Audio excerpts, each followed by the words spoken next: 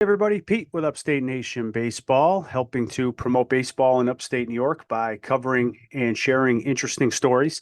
You can follow me on YouTube. You can subscribe here, I think. I've never thought I'd be a guy on YouTube pointing down, telling someone to subscribe, but here we are. You can follow me on the Facebook page, Upstate Nation Baseball, and on X at Upstate Nation NY.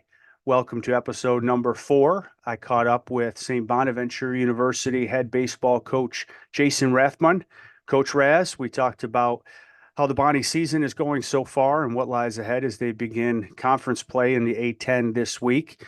Also talked about his Little Falls early baseball experiences and his tenure at Herkimer College, which he led the Generals to the 2022 National Championship. Hope you enjoy. Thank you.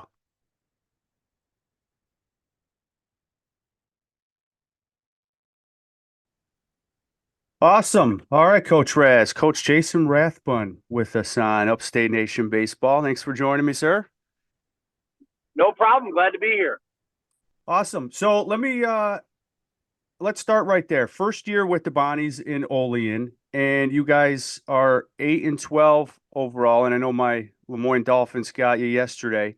But first year, the team had 8 wins all of last year. You're already there. What have you seen positive? What have you liked so far this year with the group? And what are some of the challenges and what are some of the areas for improvement as you go into A10 play starting this week?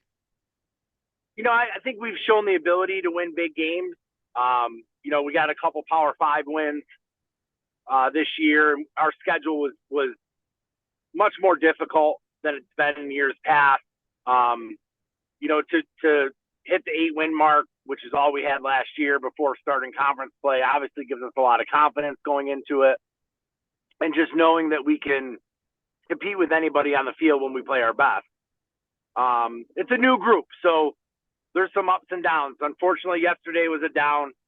We didn't play very well yesterday, but overall, I think I've seen a big improvement of this group, and it's a lot of new guys. I think it's 19 new players this year, but they're coming together quickly, and I like the squad we got. We need more depth.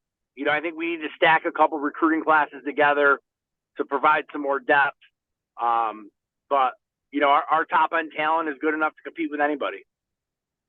Yeah, yeah, and I saw you guys are hitting. I think it's a very high batting average in your freshman catcher there, Cordiero. He from Pittsburgh. He's really standing out as a player to watch going forward.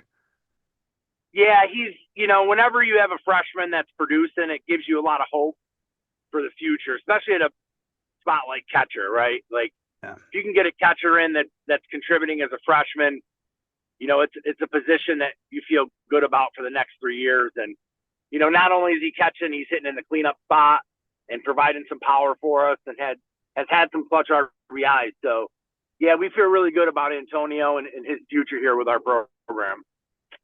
Yeah, very good. Good to see. Yeah, you said Power 5 wins. Yeah, you had a win at Louisville and then at Penn State. And I also, in most Northeast schools, their early records in the season aren't really indicative of the true caliber of the teams just because of the heavy travel. And I know you guys in most schools in the Northeast, they have these crazy early season travel schedules. But all right, so let's go back, Little Falls native. Let's go back early on here, Upstate Nation Baseball. I'm trying to promote baseball in upstate New York. You're a local guy here. What memories do you have? Let's go Little League and all the way through your high school with Coach Ted Schaff there, who's a legend in Little Falls. Yeah, luckily the complex that we have at Little Falls is great, right? The Little League complex is right next to the old Single A stadium where the high school ball's played and summer leagues, and there's softball fields over there. So it's a cool little place to drive into.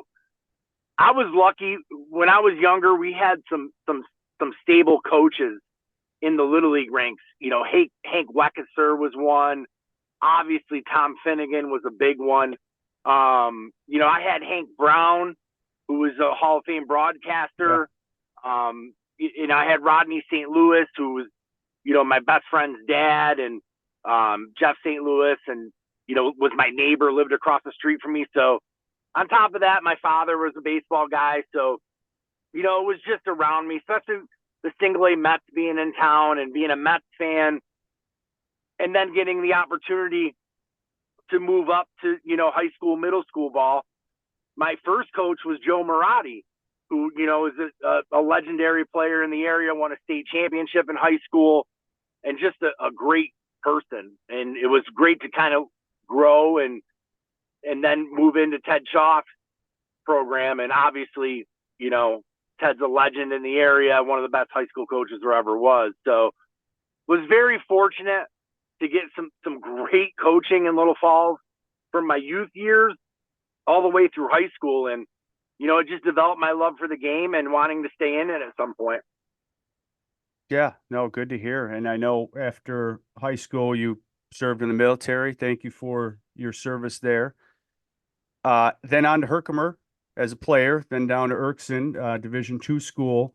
And coming back to Herkimer, you came right out of college, out of the Erskine, right to Herkimer. Was there a point during your college, during your playing days, that you thought, yeah, this is, coaching, I want to give coaching a try?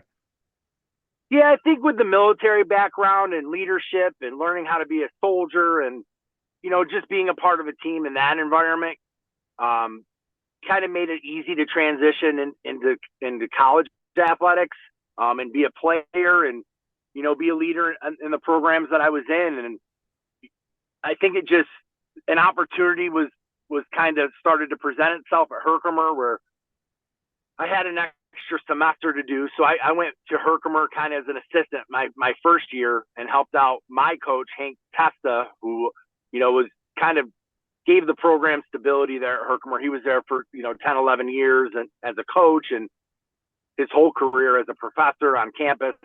So it was, somebody that I respected. I wanted to come learn, the spring semester from him and be an assistant and kind of start the recruiting process for the takeover. And, I was lucky enough to get that position and transition and have some early success. And, to be honest with you, when I took the Herkimer job, I thought I could turn it around and, probably a 5-year plan to turn it around and find a different opportunity somewhere else.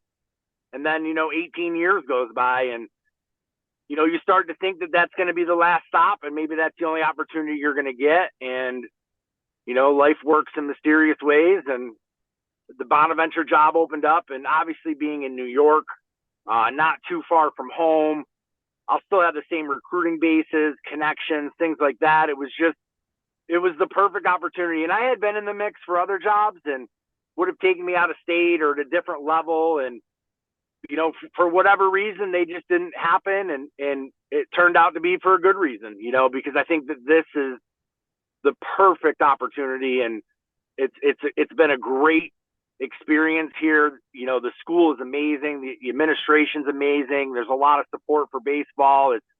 It's easy to recruit here. I think it's a unique school. It's private.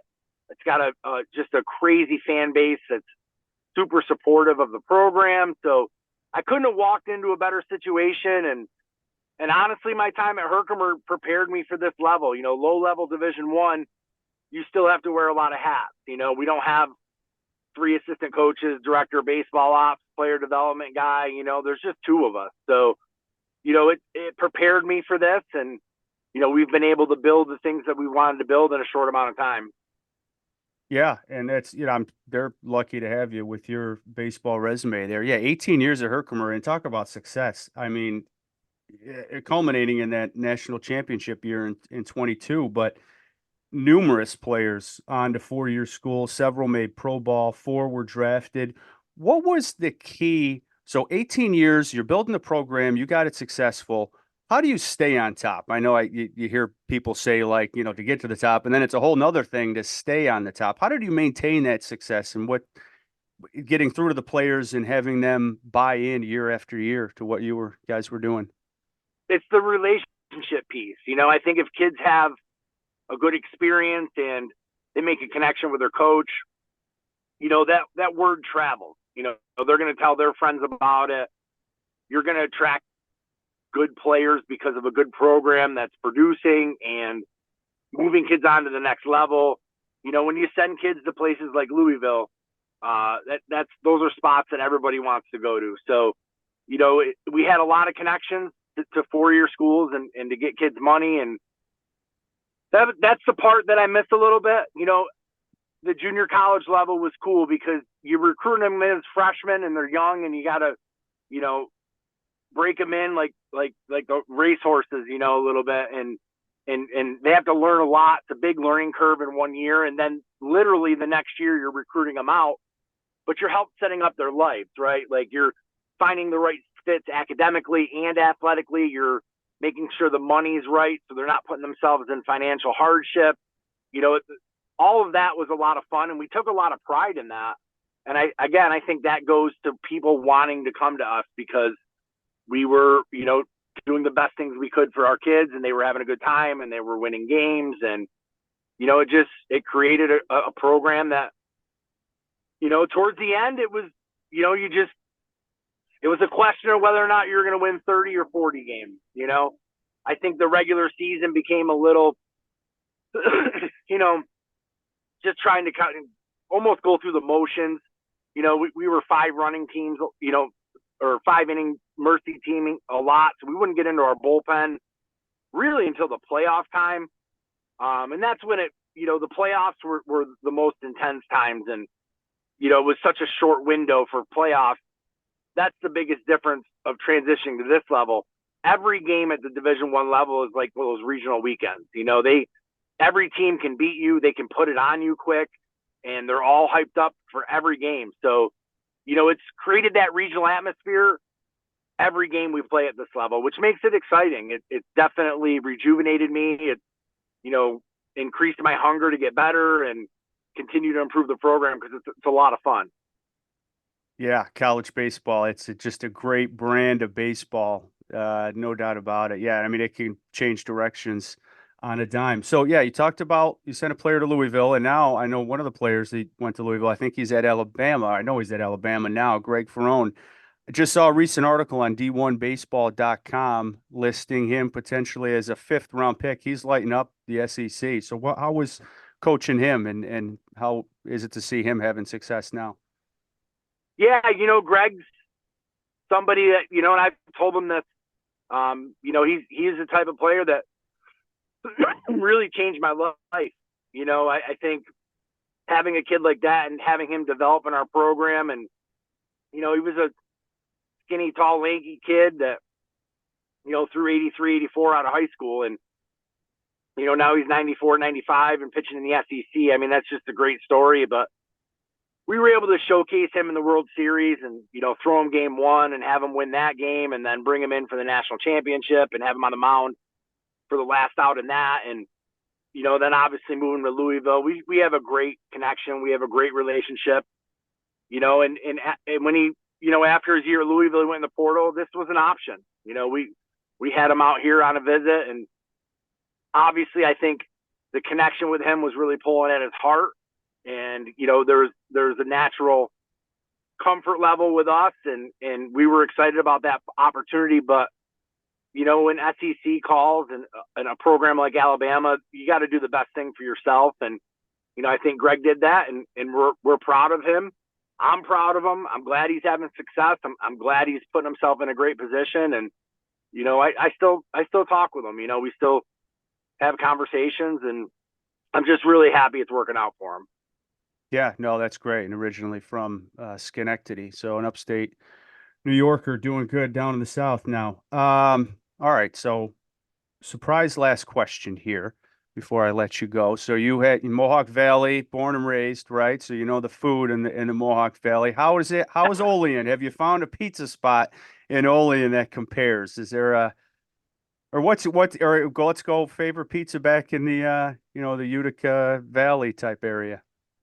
Well, you're hitting a soft spot with me because food's my thing, right? So former chef in the Army, and I could cook it up at home, and I love going to a good restaurant for sure.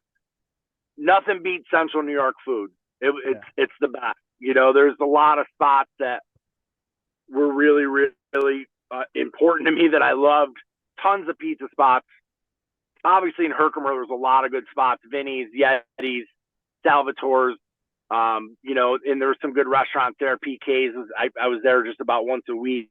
So, you know, great food, great food. Olean has some spots, right? So there's a great sub spot, Clark's Subs. There's a great Italian place, Angie's downtown, old school Italian. The pizza, not great.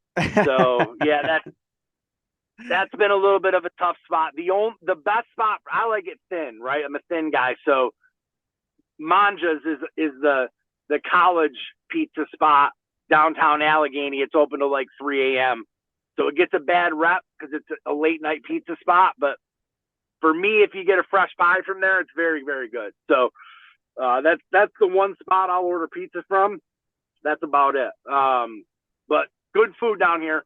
Obviously, chicken wings are really good in this area, right? We're just south of Buffalo, so a lot of good wing spots. But it's Olean's a great spot. I tell people, I tell recruits, do you follow the Buffalo Bills? And they'll be like, yeah. All right. The pregame, the parking lot, the people jumping through tables and all those crazy people, they're from Olean, right? Like that's our people, right? Like I knew that when I bought my house, because my realtor says to me, hey, you follow Barstool Sports? I'm like, yes, of course. I love the pizza reviews, right? Yeah. So he goes, yeah, I was the guy that did the jump through 2 tables, and I was on Barstool Sport, and I'm like, yeah, okay, that makes sense. So, it's funny. It's a great fan base. It like I said, it's a very cool experience, and the food's not the same, but there's definitely some spots out here that I can hit up. It is, and talking about recruiting too. You're not too far from Pittsburgh and Cleveland, so you're in that spot south of Buffalo, Rochester, and Syracuse. So, yeah, the recruiting spot is it's a great area. You're near Ohio border, you're near the Pennsylvania border. Obviously, you can bring in Canadians. Obviously, New York's a big hub, but we even trickle down to like West Virginia and some of those areas because it's a similar environment here. We're in the mountains a little bit. But the biggest thing I sell to the recruits right now is this is a safe campus. It's private, it's small, everybody knows everybody. In today's day, there's just so much bad mental health out there and things going on. It's nice being, not that it can't happen at small places, but this is a very safe place, a place you feel comfortable dropping off your kid and knowing they're going to be taken care of. And, it's a special spot, and we love it here. Good. Well, Coach, continued success to you and the program here, and you head into A-10 play going down to DC for George Washington here. Love to catch up down the road. Best of luck. Love it. Go get them. Anytime. Thank you. All right, Coach. Thanks.